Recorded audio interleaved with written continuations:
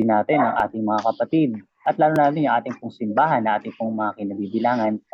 But there is a greatest love na talagang hindi dapat natin tinatanggal. Diba? Yung iba, meron silang tinatawag na first love. Yung iba, meron tinatawag na puppy love. Pero ito, ibang klase ito. This is greatest love. At makikita po natin yan sa Luke chapter 14, verse 26 to 27. Yan po ang sabi po ng Panginoon.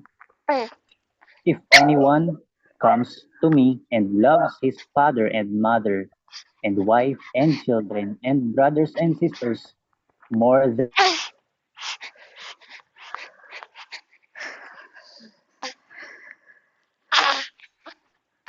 must love me more than anything, even his own life.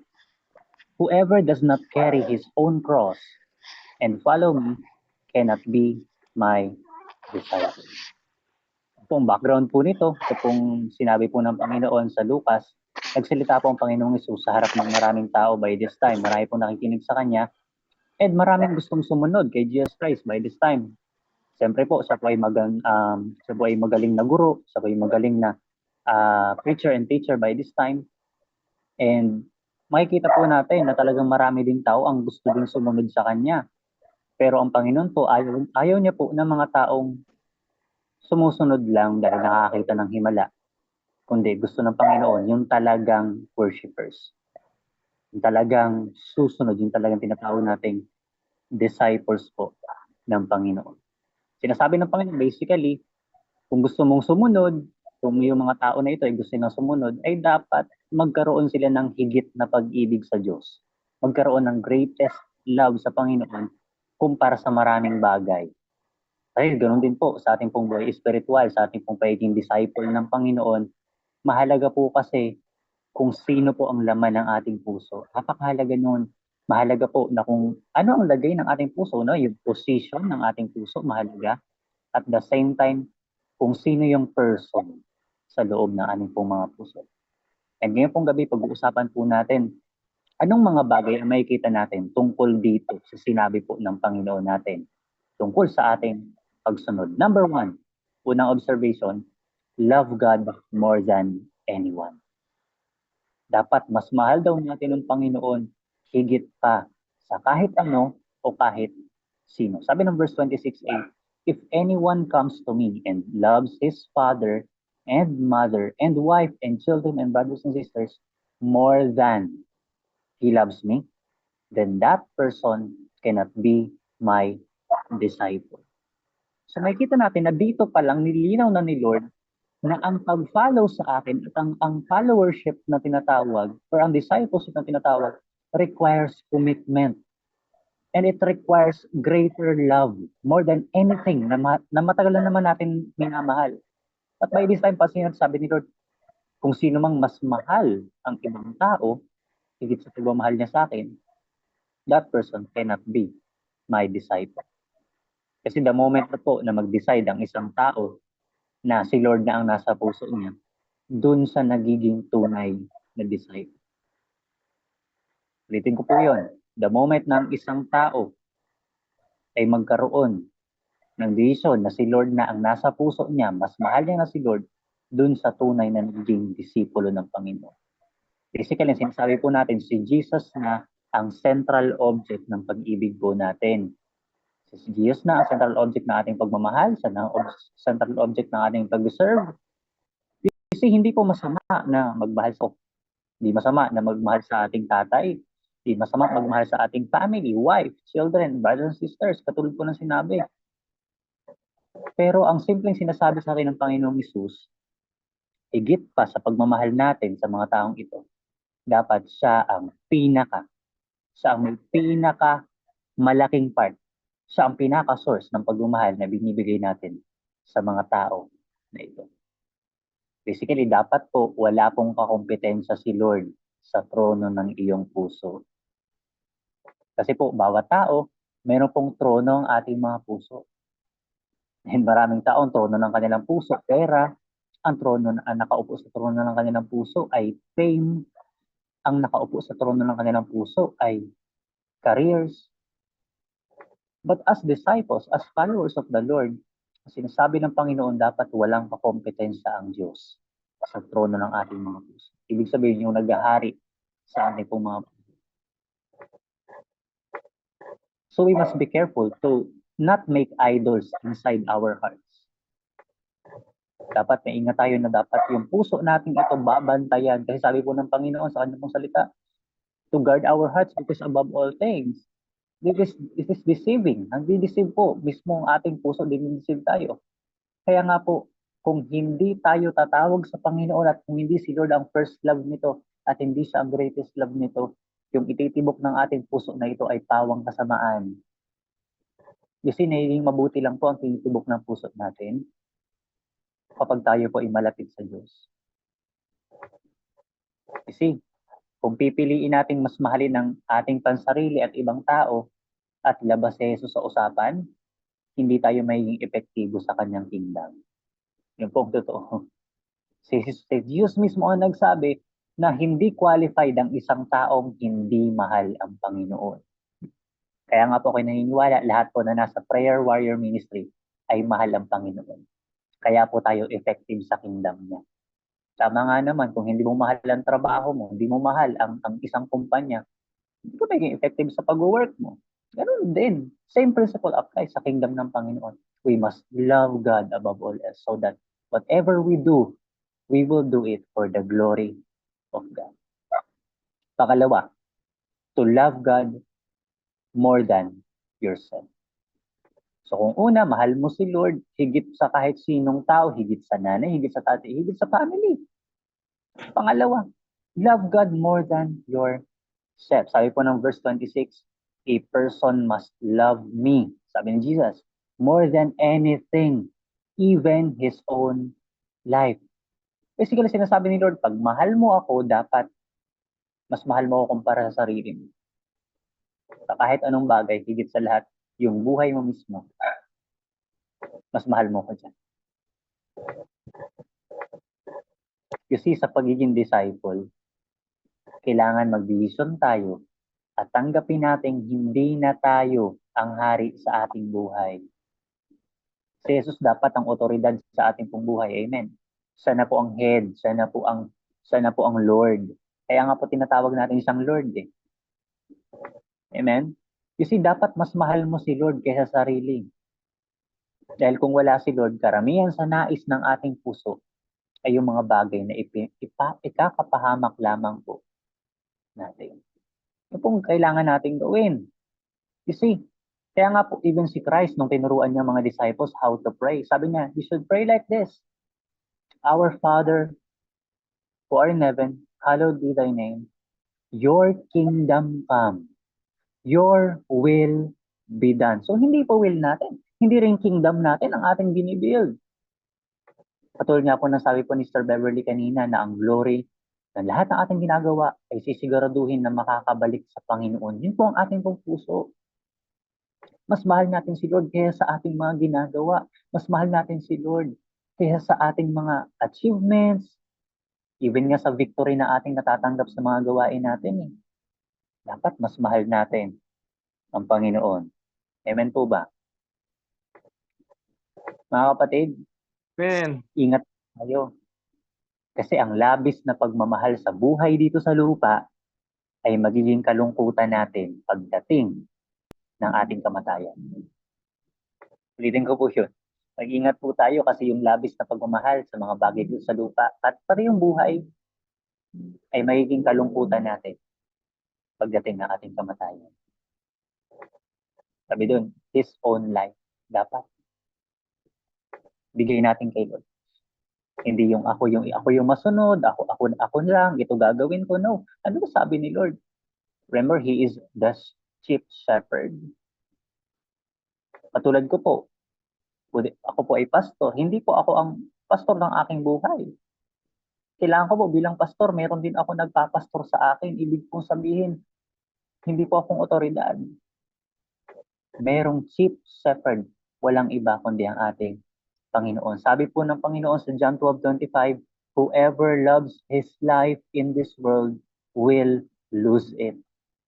Sinasabi ng Panginoon, pag sobrang mahal ang buhay mo dito sa lupa, mawawala lalo yan sa'yo.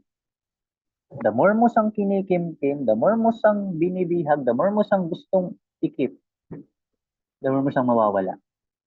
Why? Kasi unang-una pa lang, hindi sa'yo yan galing. Hindi mo yan buhay at hindi mo yan kaluluwa. Pahiram ni Lord at regalo ng Panginoon. Sabi nga po ng Bible, He gives and He takes away. Kaya kung ano man pong mga natatanggap nating blessing ngayon, yes, enjoy natin, pero wag natin siyang i-enjoy apart from God. Everything we receive in this world, yung buhay natin, yung negosyo natin, yung pera na dumarating sa atin, even the title and ministry na ating natatanggap, we should give it to the Lord. To love God more than yourself is the greatest assignment you should do. You see, siguradong magbe-benefit ka sa pagmamahal sa Diyos. Kasi una kanyang minahal. Kasi di ba, Pastor Harold, mag-benefit ako pag mahal ko si Lord? Opo. Kasi kahit nung hindi ka pa nag-deserve, mahal ka ng Panginoon. How much more ngayon na nag-deserve ka na? Nung hindi ka pa nga nag-deserve, nung hindi ka pa sumusunod, binigyan ka niya ng napakagandang regalo, which is the gospel. How much more ngayon na you follow Him? Ano mang ministry mo ngayon, ano mang church kinabibilangan mo, ano mang ginagawa mo for the Lord, God is able to reward it. I-claim mo yan ngayon, kapatid. Walang nasasayang na ginagawa mo basta si Lord ang pinakamahal mo. He is your greatest love. I believe lahat dito tayo ay mga lingkod ng Panginoon. And we will do it. Not because wala tayong magawa sa buhay, gagawin natin to. Kasi we want to love God more than ourselves. Dapat mas mahal mo ang Diyos kaya sarili. Dahil kung wala siya, karamihan sa mga nais natin ay kakapahamak pala natin at saka yung ibang tao. You see, meron pong grace si Lord. Ito pong grace ay hindi po natin natanggap dahil mabuti tayo o dahil nag-serve tayo. Nung hindi pa po tayo nag-serve, ito pong grace na to binigay sa atin ni Lord.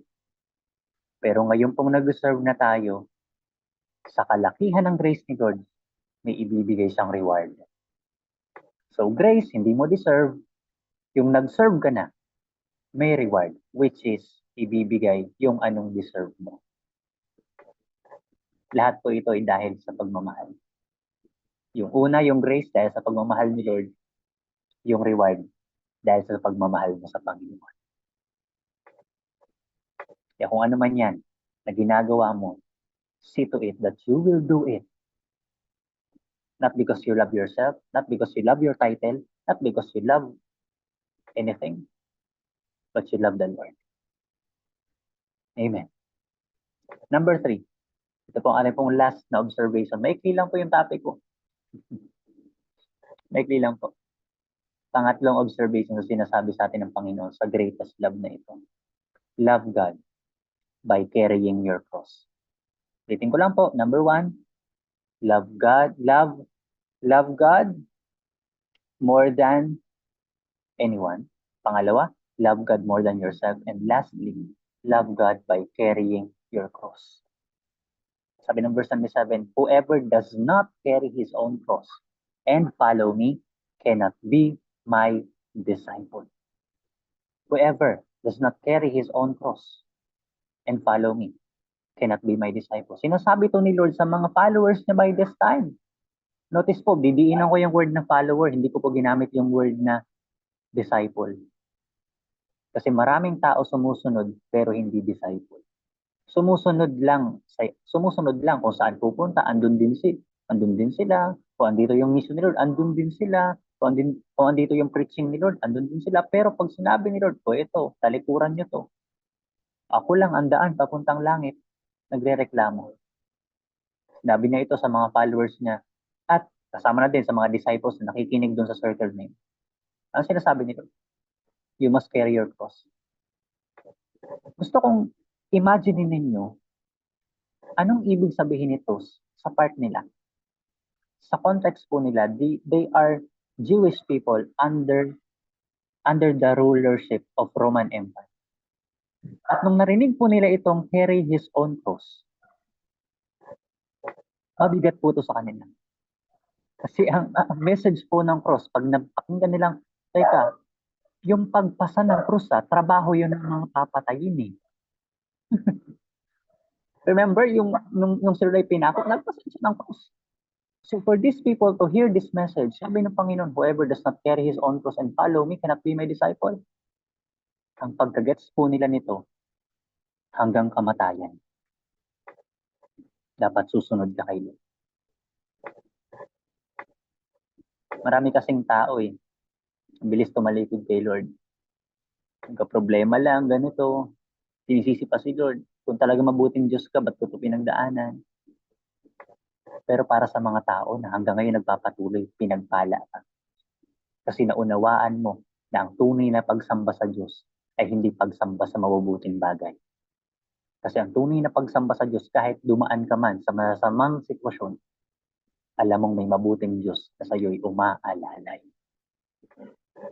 Claim mo yan ngayon kapatid, kasama mo si Lord. Ano ang pinagdaraanan mo ngayon? Meron kang krus na pasan-pasan, alam mo yan. Huwag mong bibitawan. Kaya sa pagpasa ng krus na yan, dyan mo makikita, malapit sa akin si Lord.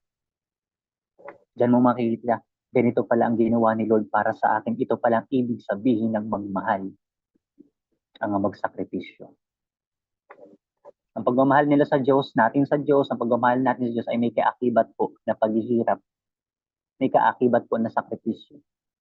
Pinapakita sa atin Diyos sa number 3 na ang pagsunod natin sa Panginoon ay hindi lamang nasusukat sa kasaganahan.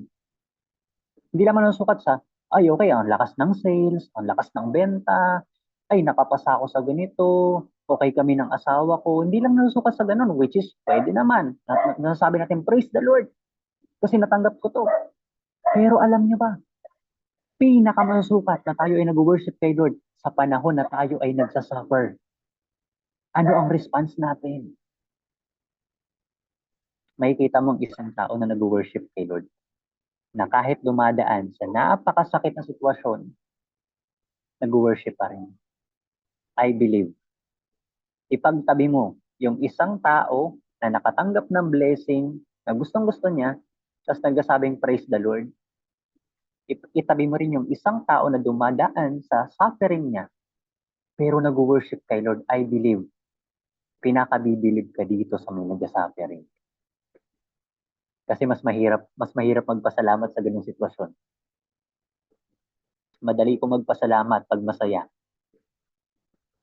Pero mahirap sumamba pag may suffering. Kaya kung ikaw ay may pinagdadaanan pero nag-worship ka pa rin, pinili mo pa rin umattend ng prayer warrior ministry, disciple ka pa talaga ng Panginoon. At mahal mo talaga ang Diyos. Gusto ko sabihin, pine-prepare na ni Lord ang reward niya para sa iyo. Di ko ako nambobola, yan po sinabi ni Lord. Pagbalik po niya, kasama niya, sabi ng Panginoon sa Revelations, behold, I am coming quickly and my reward is with me. Napansin niyo po yun? Ang unang sabi ni Lord, I am coming quickly. Ang una niyang concern, pagbalik niya, I am coming quickly, my reward is with me. Ang unang concern ni Lord sa second coming, i-reward yung mga nagmamahal sa Kanya. Kaya blessed ka kapatid. Kung mahal mo si Lord, unang iisipin ni Lord, pagbalik niya dito, i-reward ka po. Tayong lahat. Kaya kung sa ganitong pagkakataon, na-worship mo pa rin si Lord, kapatid, may malaki kang reward. Kahit meron kang pasan na krus, ngayon krus yan. Pero pagbalik ni Lord, blessing yan. You see, suffering in this life is unavoidable. Hindi mo may iwasan na meron kang pagdaan ng problema, may bayarin, may awayan, may conflict, hindi may iwasan. Pero dapat hindi niyan pahinain ang pagmamahal mo sa Diyos. Suffering is unavoidable, but our love for God should not diminish. Amen. Bakit po? Ba't hindi dapat bumagsak ang ating pagmamahal sa Diyos? Kasi alam natin na sa pinagdadaanan natin suffering, sinasamahan ho tayo ng Diyos. At ginagamit niya ang mga sufferings natin para po sa ating pong ikakabuti. Sabi po ng Romans, anything, He works together for the good of those who love God and have been called according to His purpose. Naku, ang ganda ng pinag-uusapan natin. Kung mahal mo si Lord,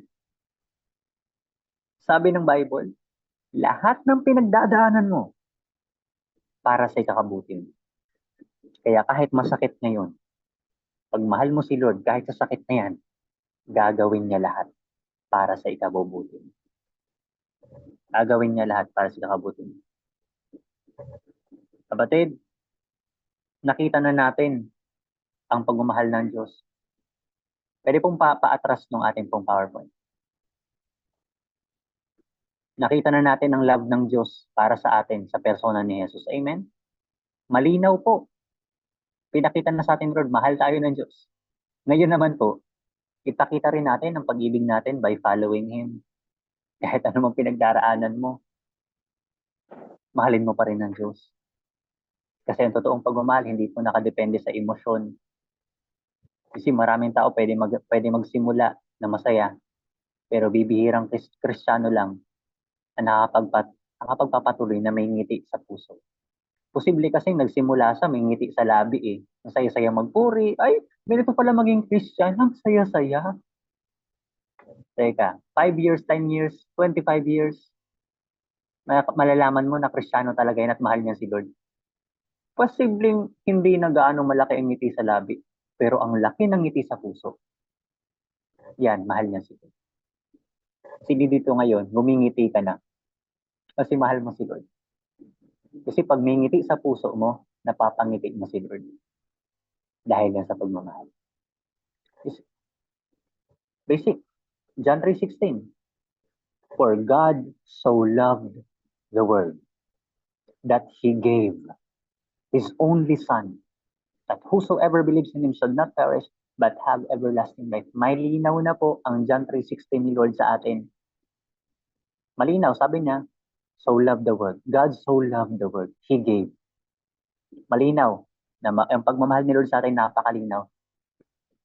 But allow me to ask every one of us in this Zoom room right now. Malinaw po ang love ni Lord sa atin. Pinakita niya na. Ang tanong, tayo, malinaw ba na mahal natin si Lord? Kung malinaw ang John 3:16 ni Lord sa atin, pwede bang ibalik din natin kay Lord? Lord, for we so loved the Lord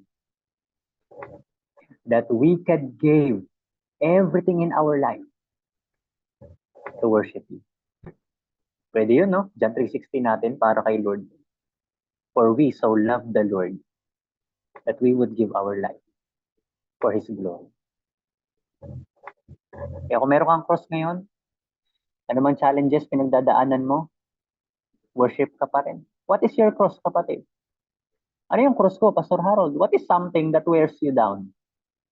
Pero kinakaya mo dahil kay Lord. Yun yung cross mo.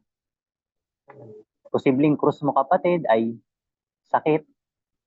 Possible cross mo ay pamilya mo, pasan-pasan mo talaga. Mahirap, unsupportive. Posibleng partner mo sa buhay ang iyong cross. Posibleng ang cross mo sa buhay ay may mga taong pinihate ka, pinipersecute ka. Posibleng dumadaan ka ngayon sa financial crisis, financial drought, or bilang pastor o bilang lingkod, ang cross mo ngayon ay ministry.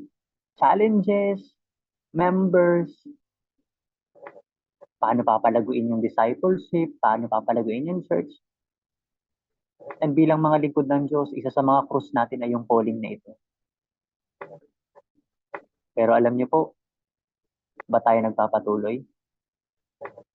Dahil sa pagmamahal ng Diyos sa atin at dahil mahal din natin ang Panginoon. Dalawang bagay para sa maayos na relasyon sa Panginoon. Mahal ka ng Diyos, malinaw na yon. Pero isa lang ang dapat mas malinaw pa. Mahal mo din si Lord. He should be our greatest love. Kapatid, sa suffering mo ngayon, I don't know, may pinagdadaanan kang sakit. Alam ko, mahirap yan. Pero nakikita ni Lord, nag-worship ka. Kapatid, para sa iyo ang pagpapala ng Diyos. Blessed are those who are poor in spirit, for theirs is the kingdom of God. Yung mga nagpapakumbaba, sila yung tinataas niyo. Sabi po ng Romans 8:18, ito pong sabi ng Panginoon, for I consider that the sufferings, ito na, may krus ka ngayon na pinapasan, masakit, mahirap, mabigat, pero di mo binabagsak. For I consider the sufferings of this present time are not worth comparing with the glory, the reward that is to revealed in us by the Lord Jesus. Kapatid, huwag sumuko. Ito encouragement ni Pastor Harold. Ano mang pinagdadaanan mo ngayon, huwag kang sumuko kasi ang ganda ng reward ni Lord. Huwag kang sumuko. Tuloy pa rin tayo. Parehas nun. Ang bihira, yung biyahe nila, Pastor. Medyo parang may may kalaban. Pero tumuloy pa rin. Nakauwi ng ligtas kasi iningatan ng Panginoon. Hindi ka nag-iisa. Sabi ng Panginoon, I will give you rest. My yoke is easy, my burden is light. Pagkasama mo si Lord, pumasa na yan. Pagkasama mo si Lord, pumasa ng krus mo, gagaan ang buhay. Lahat ng tao may krus, pero pinagpala ang isang taong mahal si Lord kasi may kasama siya magbuhat. Amen. We will soon receive the glory from our Lord Jesus. You see, the greatest goal ng buhay po natin is not to be successful in the eyes of man, but to be successful sa mata ng Diyos. Dapat, mas mahal mo si Lord.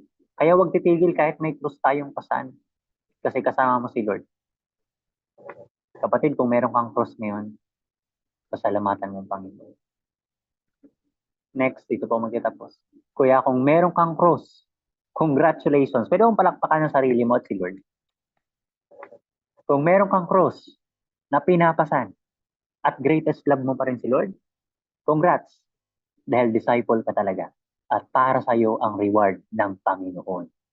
Alam mo, na-imagine ko ngayon, pine-prepare ng Lord mga rewards natin is because we love God. Malinaw na mahal tayo ni Lord. Pero ngayon, nilinaw din natin, Lord, mahal na mahal mo kami, no? Pero Lord, it's time na linawin din namin na mahal ka rin namin. Meron dito, minamahal pa rin si Lord. Sinasabihan na ng pamilya, ba't ka pa rin nag-worship? Naghihirap na tayo. May problema na tayo, nag-worship ka pa. Pero hindi nila alam. Ilang mga bagyo, ilang mga krisis sana ang binayo yung pamilya. Pero hindi natuloy kasi merong iisang nag-worship sa pamilya na yan. Hindi lang nila na-appreciate. Pero si Lord nag-relent kasi merong isang naglilingkod at ikaw yun. Congrats. Huwag ka tumigil. Tuloy tayo. Ang calling natin bilang isang church, magtulungan tayo kasi mahirap po pumasa ng krus. Kasi ang sabi po ng Panginoon, to carry each other's burden. Kasi dito po natin napapakita na ang pagmamahal natin sa Panginoon. Carry each other's burden because by this we fulfill the law of God. Magtulungan tayo sa kanya-kanya nating krus. Kaya nga po may prayer warrior ministry. Pinapasan natin ang krus ng isa't isa. Di natin kayang mamuhay na mag-isa. We cannot do Christian life alone. We need one another. In my conclusion, I will close with this. Ano po ang kailangan para maging greatest love si Lord? Love God more than anyone. Love God more than yourself, more than your life. And love God by carrying your cross. Ang greatest love po ng buhay natin dapat si Lord. Malaki kasi ang gantimpala ng isang follower na malaki din magmahal sa Panginoon. Pwede bang palakpakan po natin ng Diyos kung kayo po ay na-bless? Amen. Praise the Tayo Lord. pong lahat, nalangin, i-close po natin po ito pong word of God po na ito. Tanggapin po natin ang pagpapala at reward ng Diyos. Lord, tayo pong salamat Sa gabi po na ito, ikaw po ay gumagalaw at ramdam namin yun. Lord, ramdam namin ang yakap mo sa mga pagkakataon na ito. Yakap mo sa isang kapatid ngayon na mayroong pinagdadaanan, mayroong nagdududa sa kanyang paglilingkod, kung meron ba itong naaabot o meron ba itong nahihit na target. But Lord, ngayon in-encourage mo kami na magpatuloy lang kaming magmahal sa iyo at ikaw lagi ang greatest love namin. Lord, meron dito, nangihina, nagpapakita siyang malakas sa harap ng maraming tao, pero Lord, alam mo na nangihina siya, Lord. Ngayon, nakita niya, Lord God, na pinagpala pa rin ang isang taong bagamat merong pinagdaraanan, ay dumadaan sa biyaya ng Panginoon. Kapatid, ano mang pinagdadaanan mo, huwag kang umalis sa daanan ng biyaya ng Panginoon. Lapit lagi sa Panginoon. Lord, ano man pong krus ang pinapasan ng mga kapatid kong ito, panalangin ko na amin po itong maitawid hanggang sa muli mong pagbabalik. Kunin mo man kami, Panginoon, alam po namin na masaya ang aming espiritu sapagkat nagawa namin lahat bunga ng pagmamahal mo at bunga din ng pagmamahal namin po sa inyo. Holy Spirit, maraming salamat sa pag-move sa aming lahat. Tinas mo ang aming puso, pinapalakas mo ang aming kalooban na humarap sa mga hamon ng buhay na may hirap. Pero kaya kami nandito, pinapanalangin namin ang bawat isa na makayanan namin ang mga pagsubok na ito sapagkat alam po namin sa dulo nito ay meron pong kaluwalhatian na pine-prepare mo. We receive your blessing, we receive your reward, and we receive your love. Panginoon, tanggapin mo din ang aming pag-ibig na aming pinapakita mula ngayon at magpakailanman. In Jesus' name we pray. Amen and amen. Purihin po Panginoon. Marami pong salamat.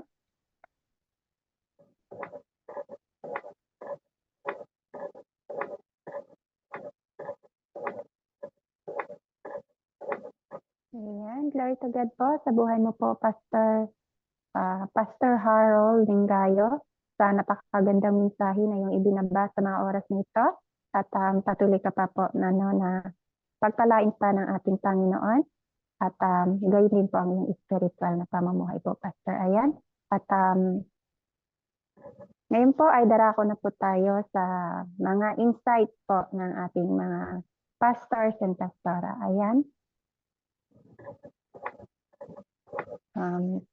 Tatawagin ko na po muna ang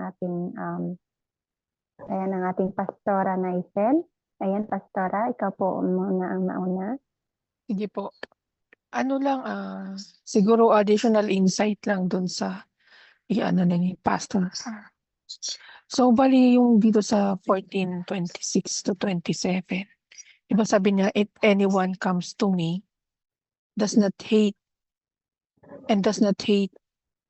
his father and mother, wife and children, brothers and sisters, yes, even their own life, such a person cannot be my disciple. Kung titingnan po natin, parang ang tinuturo, love one another, pero inaano dito, kung sino daw yung hindi, di ba? Kumbaga, hini-hate.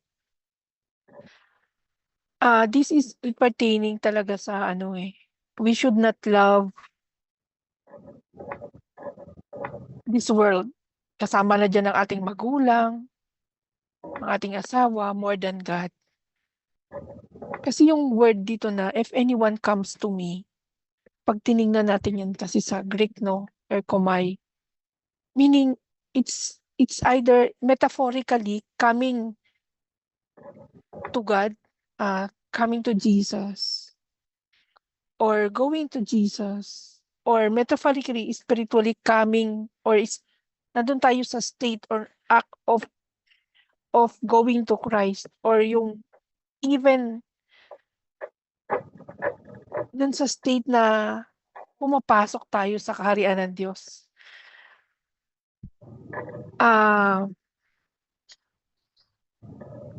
And alam natin na sa kaharian ng Diyos, hindi pwede na mas sigit ang mundo na to kumpara sa kaharian niya. So kaya talagang pinapakita dito na wag nating mahalin ito. Kung ano man yung nandito sa mundo na to, nang higit pa sa Panginoon. 'Di ba may din si Lord kung mag-iimpok tayo, mag-impok tayo of the things above. Di ba yung makalangit kaysa mag-impok tayo dito sa lupa na nasisira. So yun yung ano. Makita din sabi niya ganun ano. Dito talaga yung word kasi na hate. Di ba parang opposite siya ng love, no? Ina-highlight talaga dito yung choice between following God or following this world. Saan pa yung choice natin? Following God or following this world? So sabi ni Lord, kung hindi mo kayang i-hate tong mundo na to, at yung mga nandito sa mundo na to, 'di ba? Hindi ka pwedeng maging disciple ko. You cannot be my disciple. Kanina na actually yung word po na disciple, ito kasi mga things na na-highlight ko dito sa ano yung come, hate, and then disciple. Actually yung word na to na disciple, pag tinignan natin siya sa Greek is mathetes. Ibig sabihin learner or pupil. Sabi sa Matthew 11:29, 'di ba? Sabi doon, take my yoke and learn from me, for I am gentle and humble in heart, and you will find rest for your soul. Sabi niya, take my yoke upon you. Dalhin natin, kumbaga, carry your cross, dalhin natin yung mga bigati natin, mga trials natin, mga dinadaanan natin na problema. Sabi niya ganon. And learn from me. Sino nagsasalita nito? Si Jesus. Kanino tayo matututo? Kay Jesus. Hindi niya sinabing matuto kayo sa mundo na ito. Kung bakit tayo nagkakaroon ng patong na problema, it's because we try to learn the patterns of this world and not the patterns of Christ, of God. Kasi sabi niya dito, no, Matthew 11:9, take my yoke upon you and learn from me. Sabi niya ganon. Ang ibig din sabihin kasi nito, matete. Ibig sabihin, disciple, learn from me. Matuto tayo sa Panginoon. Sabi niya, for I am gentle and humble and in heart, and you will find rest for your souls. Imagine mo, no? Kung tayo ay natututo mula sa Panginoon, sabi niya, I am gentle. Hindi ako yung taong mapanghusga. Hindi ako yung tipong taong nagko-condemn. Hindi ako yung taong dudurugin ka. Sabi niya, I am gentle and humble in heart. Mapagpakumbaba ako, sabi ni Christ. Hindi kita, yung pag lumapit ka sa akin, nadurog-durog na, sugatan na, hindi kita sisipain at lalo pang susugatan. Hindi kita huhusgasan katulad ng paghuhusga ng mundo. Sabi na, and you will find rest in me. Sa akin magkakaroon ka ng kapahingahan. Imagine mo, no? If we will just learn from Jesus,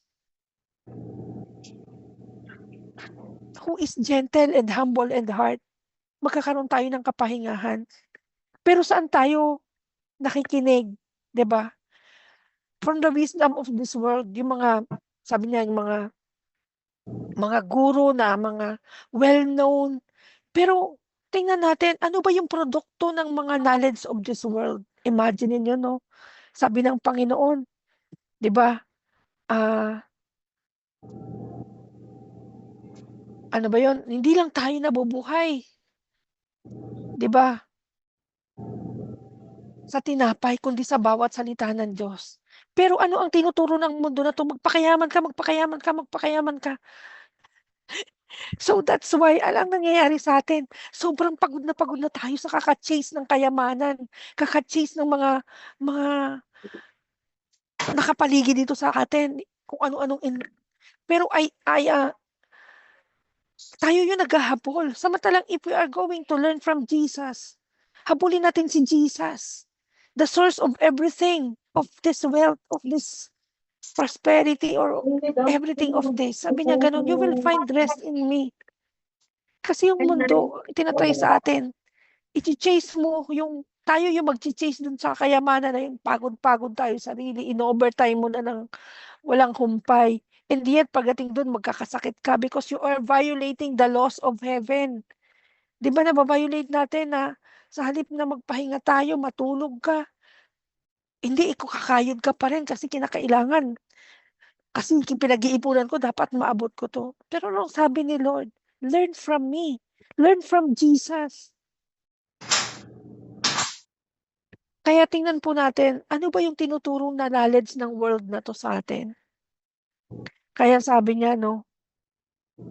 Sabi niya ganon, whoever does not carry the cross and follow me cannot be my disciple. Again, yung carry na to na word is also the act of bearing one another's burden, as well as endurance of trials and responsibilities. Yun po yung ibig sabihin nun. So kinakailangan, we need to endure sa mga trials na pinagdadaanan natin. Kasi sabi naman ni Lord, ako magbibigay sa kayo ng kalakasan eh. I will give you strength. So lahat, if we are going to focus kay Jesus, learning, the strength, the knowledge, sabi ni Lord, the fear of the Lord is the beginning of wisdom. Mula din sa Panginoon pa rin. Paano tayo diskarte sa mundong ito? Mula pa rin sa Panginoon. So talagang it's all about Jesus. It's all about God. And it's not all about this world. Kapag ka natuto lang tayo na makita natin yung kanyang salita, sundin natin, makikita natin yung bunga nito, mas maayos, organized. Kasi tingnan mo, yung mundo na to, ang daming tinuro sa atin eh. Nakakarating pa nga tayo ng, di ba, simula preschool hanggang, hindi lang tayo nagtapos ng college, hanggang post degree, di ba?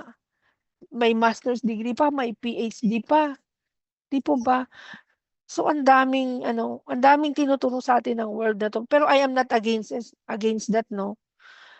Kaya lang mas importante habang inaaral natin kung ano man yung tinuturo sa atin dito sa mundo, more na pag-aralan natin ang salita ng Diyos. And tingnan natin, ang gawing basehan natin ay ang salita ng Diyos. Ito ba ay naka-align sa turo ng Diyos? O baka naman ito ay sumasalungat na? Pag sumasalungat na, isip-isip tayo if we're still going to apply it. Kasi ang dami sa batas natin ngayon, no?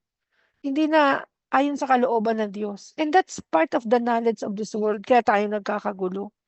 Even din sa personal na buhay natin. So, let's go back to God. Mas natin, learn from Jesus. Yun lang po. Thank you so much. God bless everyone. Amen. Glory to God po sa buhay mo po, Pastora Naisel, sa iyong karagdagan po. Ayan. At ayan, tatawagin ko na po ang ating dito po ba si Pastora Ami? Ayan, Pastora Ami. Purihin po ang Panginoon. Salamat po sa atin pong speaker, Pastor Harold. Ayan, pinaalala po na ulit sa atin ngayong gabi, kung paano ang Diyos ang unang nagmahal sa atin, na kung saan siya yung kalikasan niya talaga, na God is love. Alam po natin na kung saan ay yung 10 Commandments na ibinigay po ng ating Panginoon kay Moises. Pagdating sa ating Panginoong Hesus, ginawa na lang po niyang dalawa, na kung saan ay sinabi niya, love the Lord your God with all your heart,